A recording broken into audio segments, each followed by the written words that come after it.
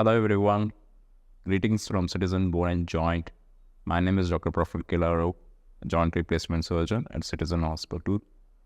Today on a World Arthritis Day, I just want to enlighten about the joint arthritis which all the folks are going to go through at some stage of the life.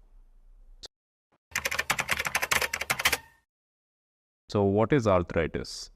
Arthritis is a condition where a smooth cartilage structure in our joints get degenerated or breaks down, or it is discontinued or injured by number of conditions which can happen mainly in old age. It can happen because of a fracture, sequelae, or it can happen due to any inflammatory conditions which generally seen in rheumatoid arthritis or ankylosing spondylitis or any autoinflammatory issues in the patients.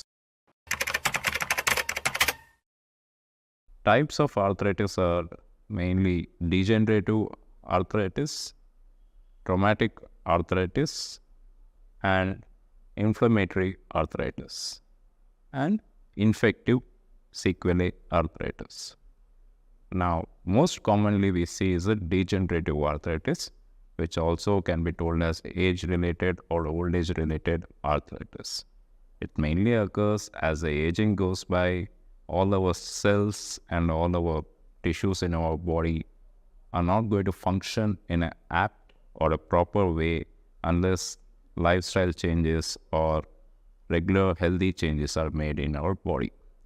If it is not done, as age creeps up, our cartilage functioning capacity comes down slowly. Thereby, the cartilage breaks down or cartilage cell function is been reduced, and thereby going into the cartilage degeneration in various joints of our lower limb as well as in the upper limb.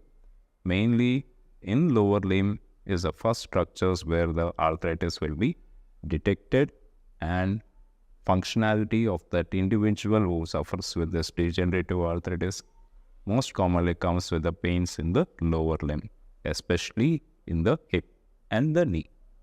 Now, second type or the cause of arthritis can be because of trauma, like fractures around the joints. We call that periarticular fractures. So when these fractures occur inside the joint, automatically the cartilage will be injured. So when there is an injury of this cartilage, most of the time they do heal if the fixation is done properly.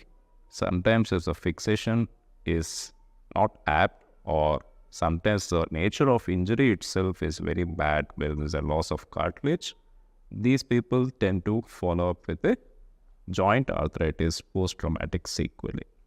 Now, the third cause can be inflammatory or autoinflammatory conditions like rheumatoid arthritis, like that. So rheumatoid arthritis, it affects all the joints in our body, and as I told you, it causes cartilage erosion and cartilage degeneration because of the autoinflammatory cells attacking our own healthy cartilage.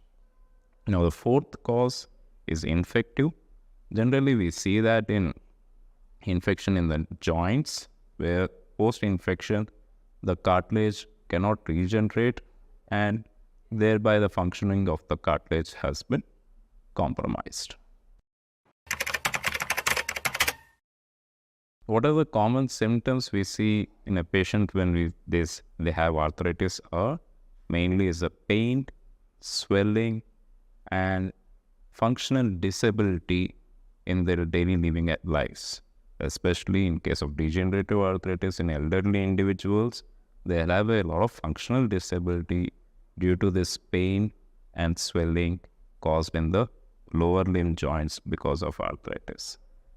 Their daily living functional capacity will be coming down day by day, and following up with a small deformity happening at the joints as well. Normal deformity can be seen as a bow legs or knock knees in later stages of arthritis. So common symptoms when they come to our OPD or any consultant with this arthritis are generally it is pain, inability to do their daily living activities, and swelling, and sometimes patient comes with cracking or crepitus sounds in their joints, which is mainly because of the degeneration of the cartilage. So what are these cracking sounds or the pop and crack sounds we hear in an arthritic joint patient? So basically these are nothing but, first there's a cartilage degeneration, thereby there is a bone to bone friction sounds which are happening, which is generally felt by the patient. And another main reason is there are certain ligaments like meniscal ligaments in the knee joint, where once they are degenerated or once their structural integrity is at compromise or loss, they start to wander in the joint like free bodies, and they cause this pops and cracks. And another most common cause is when there is an arthritic knee, there will be structures called osteophytes and loose bodies forming up inside our joint. And when they start moving inside the joint, that's when the patient feels that sounds and cracks and clips sounds in the knee joint. How to avoid arthritis? Arthritis cannot actually be avoided in later or end stages of life, because it's like just graying of the hair. Because as age progresses, as degeneration occurs in our body, our joint cartilage also doesn't function to their apt capacity. Of course, we cannot avoid it at end stages of life, but we can optimize our bodies or make lifestyle changes to decrease the negative effects of this arthritis occurring in our bodies. The factors which actually aggravate the arthritis are mainly the bad lifestyle, improper posturing, and lack of exercises. Now, bad lifestyle can be many things like improper diet, improper sleep, and having no physical activity, and thereby having a obesity and increased BMI causing that. Second thing is lack of exercises. See, when there's no exercises to the muscles which can increase the muscle strength, which actually are a secondary stabilizers for any joint. When their strength is at compromise, our secondary stabilizers won't work in a proper way. Thereby, the arthritis can be presented at earlier stage itself. And the third cause can be improper posturing. We generally see a lot of bad postures in younger individuals during their working hours, during their normal recreational hours as well, like just having a laptop on your tummy and just sleeping on your tummy with the laptop on, and single stance weight bearings. All these things actually can aggravate your arthritis. So how do we diagnose this arthritis? Primary diagnosis is by clinical examination. We follow it up with a series of radiographs, like by X-rays, MRIs. Mainly, we actually want to see the nature of the joint. Is there any erosion of the cartilage through the radiographs? And if at all there is an erosion of cartilage which can be seen, we want to see how much in the nature of that cartilage is degeneration, and what is the deformity which can be seen in that joint through that radiographs.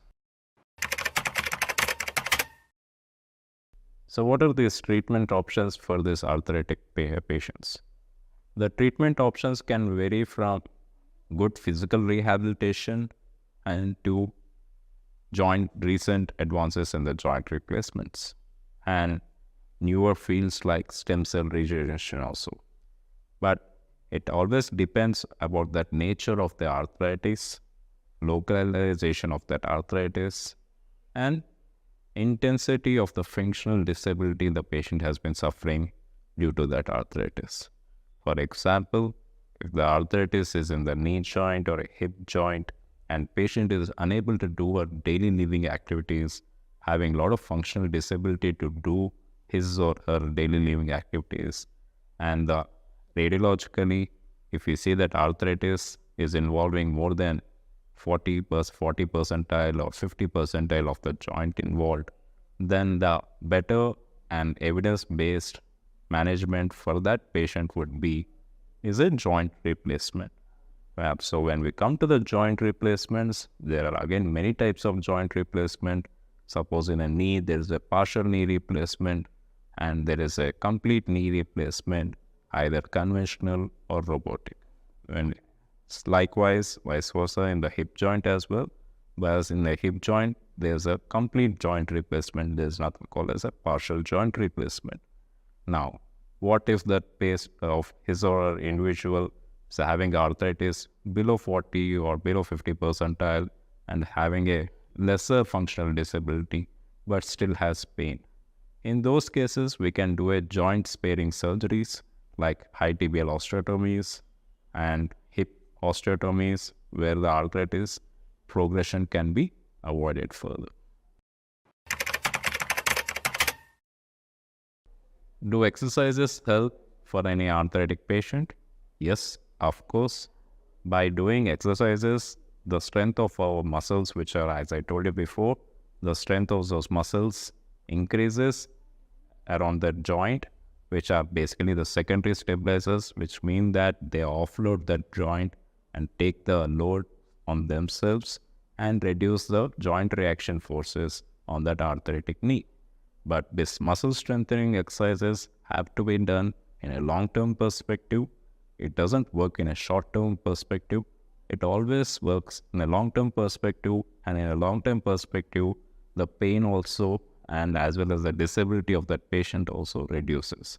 So exercises as such is a very good change you can get to an arthritic patient for decreasing the symptoms of the arthritic joint.